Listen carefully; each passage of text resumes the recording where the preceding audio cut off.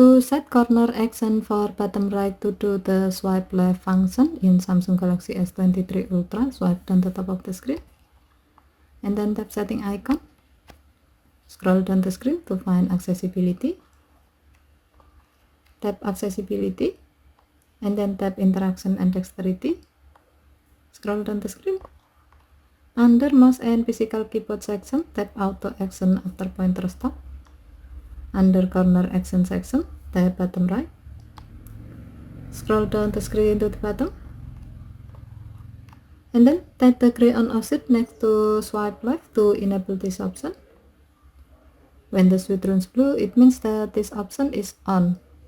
Next, connect a USB or Bluetooth mouse with your phone. Once done connecting, now go to the screen where you can do a swipe left function. As the example, we will use this function to swipe left the app screen. To do so, go to the app screen. Next, hover and stop your mouse pointer on the bottom right corner of the screen and then bring the pointer to an empty area on the right side of the screen to swipe left the screen.